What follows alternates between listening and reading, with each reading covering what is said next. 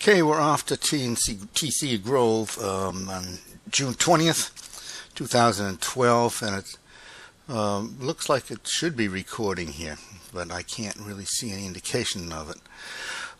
This is right across the street from the driveway. It's Keith's Grove, and it's got a couple of bad trees going in there. They're starting to, but the trees are like 20 years old, so it's they're getting on. There we are, down your grove, and everything looks pretty kosher and good there. You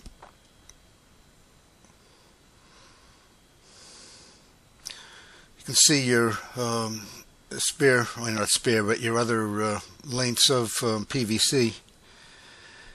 Still think those should be moved, but maybe when you get here in August. Oops, back at your pump again. That was a great idea with the box. Excuse me, it came out well. I've got an allergy here that's killing me, but this, I'm sure, doesn't tell the story. But it's it looks like the fix came out reasonably well. There you can see the fix, and there's just no space for redoing anything, but it looks good. It must have been a little tricky to do that one.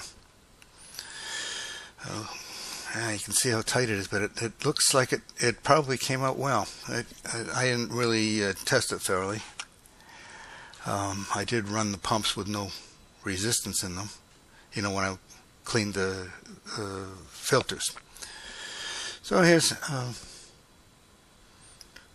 finding things in good shape there, really. No vandalism.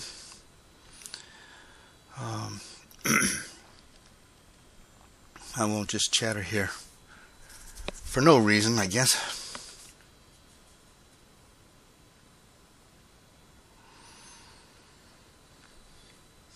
That thing looks brand new still. It should be. Still is brand new, I guess.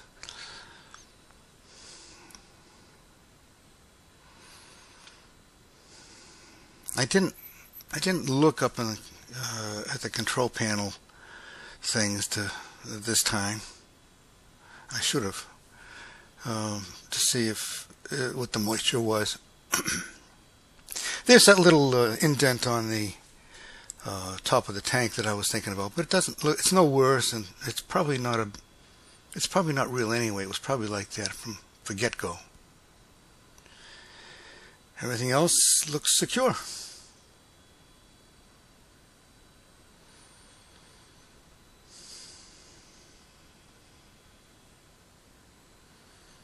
Oh, there's the psyllid sniffer, looking for psyllids.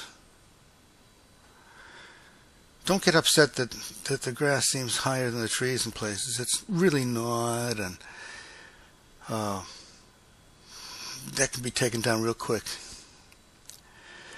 There's a good shot at how the Roundup worked great on that one.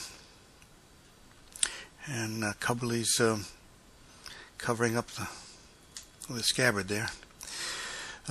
There's about a teaspoon and a half or so. See, it's got a little bit of shell in it from the water filter, but it really was not that much in there. And I don't know why I took this. Well, I guess to say that some of them are blooming. And if they set fruit, they ought to be picked off. Actually, the blossoms probably should be picked off if they set fruit. It's my feeling. The big boys don't do it, I guess. But actually, the real big boys probably put spray on it to make the blossoms drop. Now here's what I wanted to say about some of the. You take your foot along the base of the tree and just step on the grass outwards. You know, so you get your toe on its side and push the grass away from the tree trunk, and then you can spray it with much less danger. Those things are in good shape. I might steal one of those sometime, but they're in good shape for Philip. And there's the last row that was never planted there on the east side.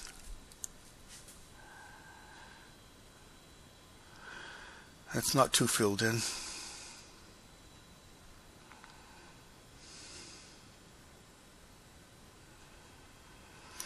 You can see there's a tree right in the middle of that sucker. See, so you take your foot and you just push all around it.